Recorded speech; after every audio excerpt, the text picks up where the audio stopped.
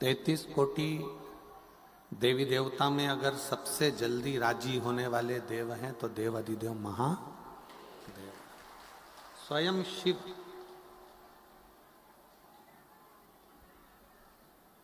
और इसका प्रमाण स्वयं गुरु नानक देव जी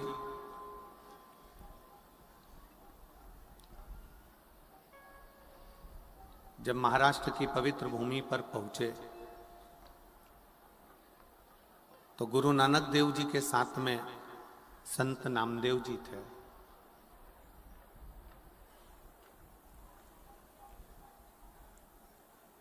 ओंडा नागनाथ में गुरु नानक देव जी भी बैठ गए और संत नामदेव जी भी बैठ गए।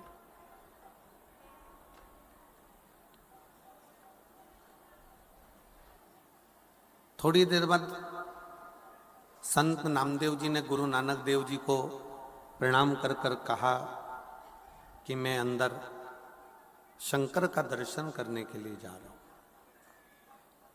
मत्था टेक कर आता हूं। गुरु नानक देव जी बोले ठीक है जाओ। अब संत नामदेव जी जब मत्था टेकने के लिए नागनाथ के मंदिर में, शंकर जी के मंदिर में पहुंचे तो वहीं पर भक्ति में इतने लीन हो गए कि वो भजन गाने लगे, नाचने लगे, कूदने लगे।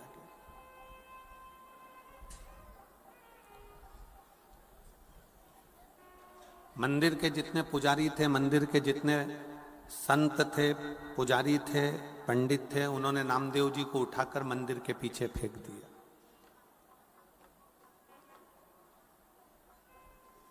और मंदिर के पीछे उनको ले जाकर फेंका। नामदेव जी की आंख में आंसू भर गया, नामदेव जी की आंख से आंसू बहने लगा, नैनों से नीर बह रहा। गुरु नानक देव जी ने नामदेव जी से पूछा कि तुम रोते क्यों, किस लिए, तुम्हारे रोने का कारण क्या है? नामदेव जी बोले कि मुझे मंदिर में से बाहर निकालकर पीछे पटक दिया। गुरु नानक देव जी ने नामदेव जी से कहा, अगर शंकर के प्रति तुम्हारा विश्वास है, सारे देवों में सबसे सरल देव हैं देव अधिदेव महादेव। अगर तुम्हारा विश्वास पक्का है ना नामदेव, तो शंकर भगवान तुम्हारे लिए मंदिर का दरवाजा भी बदल सकते हैं।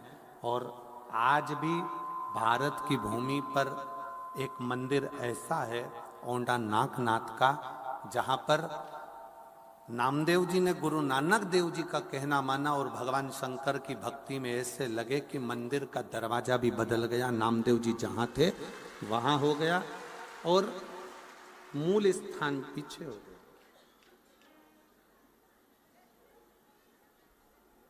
शिव महापुराण की कथा कहती है, एक संत, साधु, सन्यासी, तपस्वी, साधक, उपासक जब अपनी वाणी से कुछ कहते हैं ना तो वो गलत नहीं होता। जैसे अभी श्री माननीय गोपाल जी कांडा जी कह रहे थे कि संत ने 2 रोटी दी और चटनी दी कि इससे खा ले।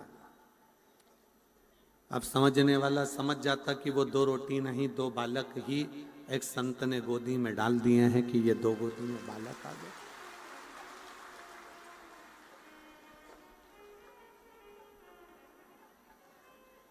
ये एक विश्वास।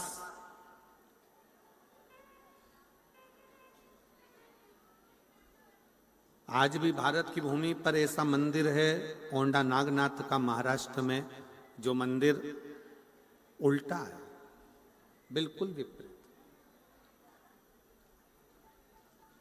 किसके लिए? एक संत के लिए, एक साधु के लिए, गुरुजन के लिए, तपस्वी जन के लिए।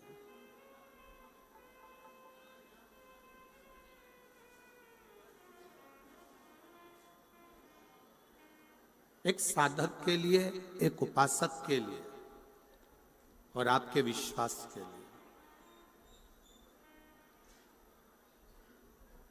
जब आपका भरोसा के प्रति दृढ़ होता है तो भगवान को मिलने में देरी नहीं लगती है। वो मिलता है। अब कोई कहे कि हम तो इतने दिन से जल चढ़ा रहे हैं, या इतने दिन से भजन कर रहे हैं, या इतने दिन से पूजन कर रहे हैं, या इतने दिन से आराधना कर रहे हैं, अर्चना कर रहे हैं, पर वो आने में इतनी देरी क्यों कर देता है? किस लिए?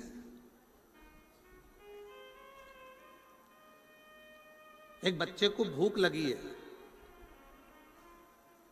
छोटा सा बच्चा है, भूख बहुत तेज लग रही है, मां के हाथ में दूध की बोतल रखी है,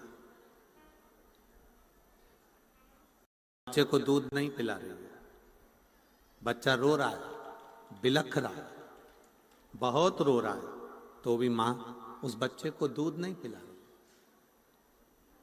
पास में बैठी हुई एक महिला ने कहा, तुम्हारा बच्चा बिलख बिलख के रो रहा है, तुम इसको दूध क्यों नहीं पिला देते? तुम इसको दूध पिला दो, तुम्हारे हाथ में ये बोतल में दूध रखा हुआ है और तुम पिला नहीं रही हो।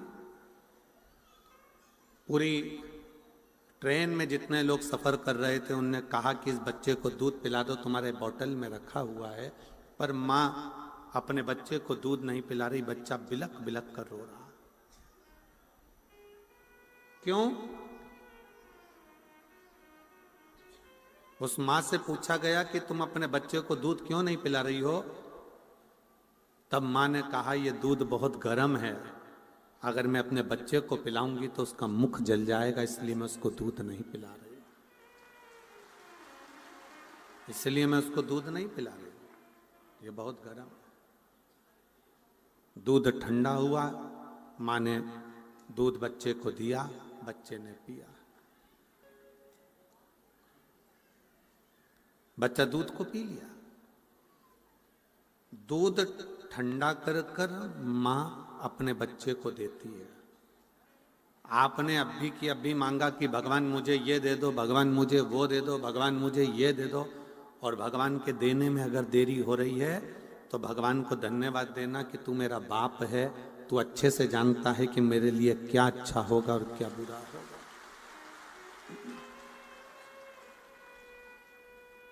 मेरे लिए क्या श्रेष्ठ है और क्या श्रेष्ठ नहीं है, ये आप जानते हो, आप पहचानते हो।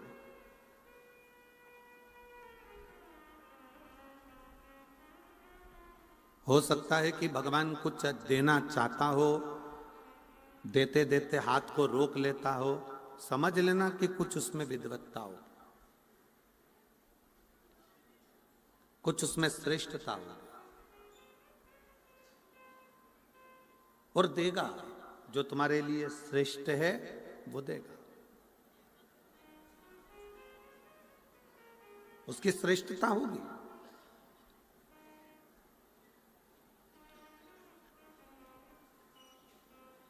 तेरे मंदिर में आना मेरा काम है और मेरी बिगड़ी बनाना तेरा काम। आप जब भगवान के दरवाजे पर पहुंचते हो, भगवान के मंदिर में पहुंचते हो, भगवान की चौखट पर पहुंचते हो, भगवान की शरणागति में जब आप जाते हो, तो भगवान समझ लेता है कि तुम क्यों आए, किस लिए पहुंचे।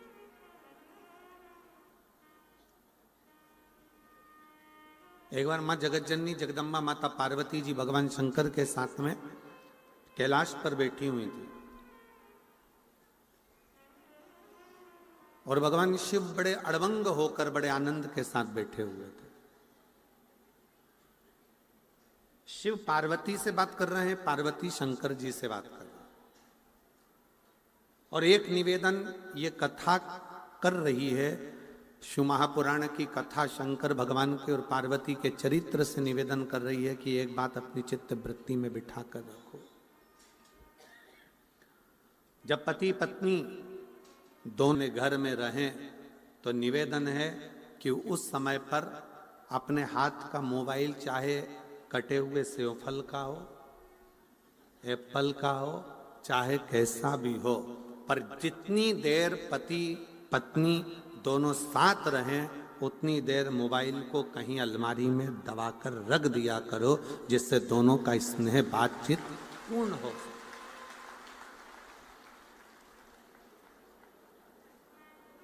हमने पहले भी एक कथा में कहा है कि मोबाइल जब से आया है इसने बहुत सी चीजों को बंद कर दिया। हमने पहले भी कथा में कहा, जब से मोबाइल आया इसने बहुत सी चीजें खत्म कर दी। गोविंद जी, गोपाल जी, मोबाइल आया, पहले के समय में लोग मोबाइल, पहले रेडियो सुनते थे छोटा सा, अब मोबाइल आया तो रेडियो खत्म हो गया। पहले लोग पंचांग देखते थे, अब पंडित लोग पंचांग नहीं देखते, अब डायरेक्ट मोबाइल में देख लेते हैं पंचांग। मोबाइल आया, पंचांग खत्म हो गया। पंचांग खत्म हुआ, रेडियो खत्म हुआ। पहले लोग टॉकीज जाते थे, फिल्म देखने जाते थे, मोबाइल आया तब से लोगों ने टॉकीज जाना, फिल्म देखना बंद कर दिया। टॉकीज खत्म, रेडियो खत्म, पंचांग खत्म।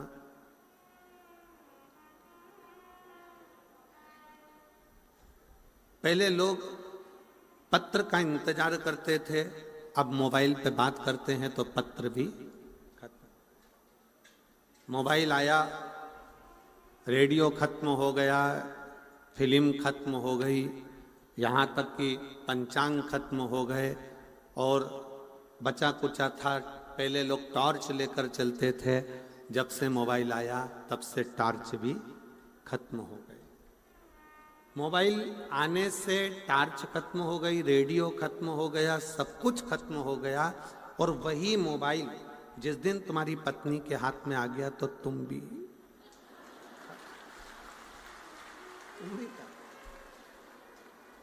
इसलिए सावधान इंडिया, थोड़ा सावधान रहिए।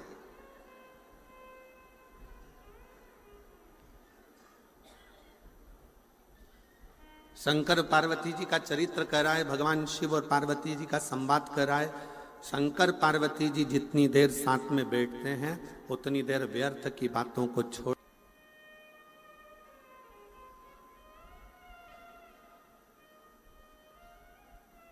और शंभु शरणे पड़े मांगू घड़ी रे दुख दया करीन दर्शन ओ शंभो शरणे मांगू घड़ी रे घड़ी दुख काटो दया करीन दर्शन। मोबाइल को थोड़ा सा, जब पति पत्नी दोनों साथ रहें, दोनों रहें संग में, तो मोबाइल को थोड़ा दूर कर दीजिए, थोड़ा दूर कर दो। मिठास नहीं आ रही, गला पकड़ रहा है, थोड़ा रूखापन ज्यादा है। मोबाइल को एक कोने में ले जाकर रख दो। शिव जी और पार्वती माता, जगत जननी जगदम्बा और शंकर दोनों बैठे हैं, दोनों, और दोनों अपनी अपनी बातें कह रहे हैं। और उस बातों में पार्वती जी ने शंकर भगवान से बहुत से प्रश्न किए,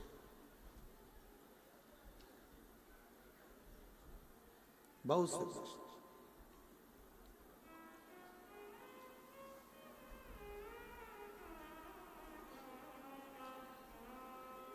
जैसे कल एक कथा शुरू में प्रारंभ हुई थी उत्तानपाद की। उत्तानपाद की दो पत्नियां सुनीति और सुरुचि का प्रसंग आया था।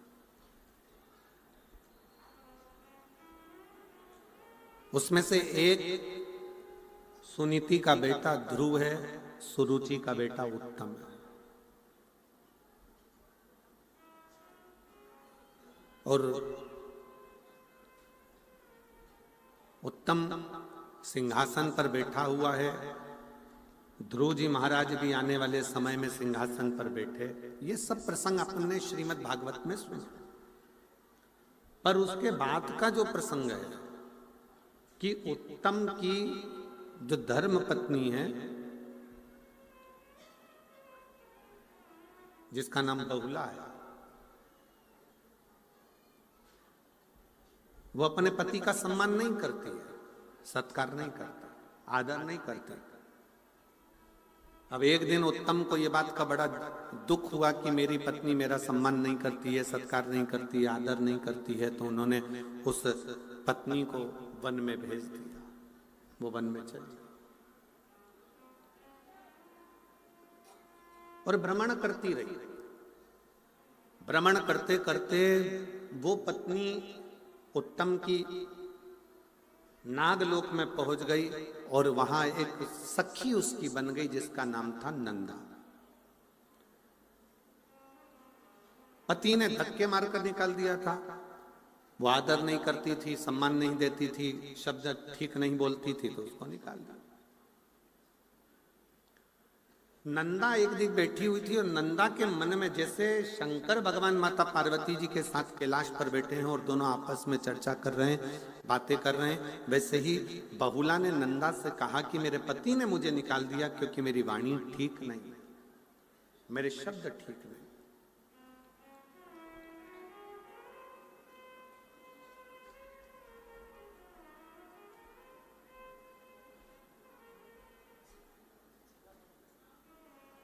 बहुला कहती है कि मैं कैसे अपने पति के पास वापिस पहुंच सकती, कैसे? अभी एक कथा के प्रसंग में आपको कहा कि पति पत्नी जब भी रहें साथ में तो मोबाइल को उठाकर किसी अलमारी में कोने में पटक दो।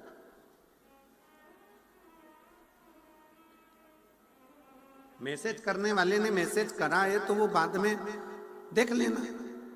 जब पति दुकान जाए, ऑफिस जाए या कहीं कोई काम में है तो आप अपना मोबाइल खोलो, देख लो, मना नहीं है, मैसेज तो कहीं जाने वाला नहीं।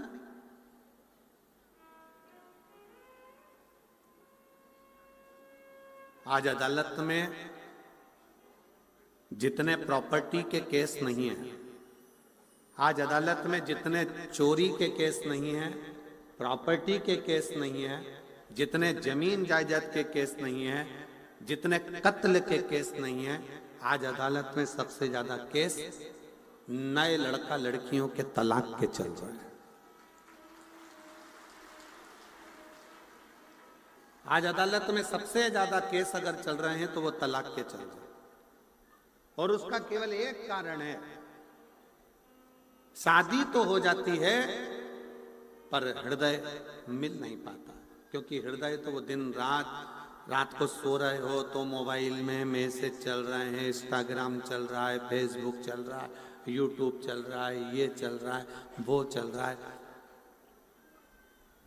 थोड़ा सा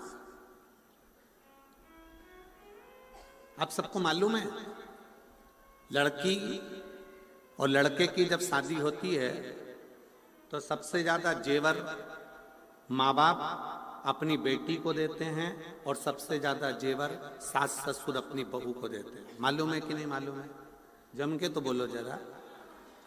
सास ससुर ने और माँ बाप ने सबसे ज्यादा जेवर सास ससुर बहू को दे रहे हैं और माँ बाप भी अपनी लड़की को दे रहे हैं। लड़के को क्या देंगे? ज्यादा से ज्यादा एक ब्रेसलेट दे देंगे, चेन दे देंगे, अंगूठी दे देंगे, थोड़ा बहुत पहनने का सामान। लड़की को हार भी दिया है, लौंग भी दिया है, नाक की बेंदा भी दिया है, पायल भी दी है, करदोनी भी दी है, और माँ बाप ने भी दिया और सास ससुर ने भी दिया। कभी आपको मालूम है क्यों दिया जाए, किस लिए दिया, क्या कारण है? जो लड़की के माता पिता बेटी को थोड़ा सा सोना चांदी का जेवर बनाकर, रकम बनाकर देते हैं, और घर के जब लड़के की तरफ से भी जेवर जाता है तो हार पाटली सामान सब सोना चांदी का जाता है कि हमारी बहू को दिया जा रहा है। क्यों? उसका केवल एक कारण है, लड़की के माँ बाप जब लड़की को सोना देते हैं या जेवर देते हैं तो देने का कारण केवल इतना सा रहता है, साहब मेरी बेटी ये जो जेवर दिया है ना इससे भी ज्यादा कीमती है, इसलिए इस जेवर का कोई मायना नहीं, इसलिए इस जेवर को दिया जा। ये जेवर हमने इसलिए दिया है कि ये मेरी बेटी की आगे शून्य है, ये लड़की के माँ बाप जेवर देकर कहते हैं कि ये जेवर के आगे मेरी बेटी प्रथम है, ये जेवर शून्य है।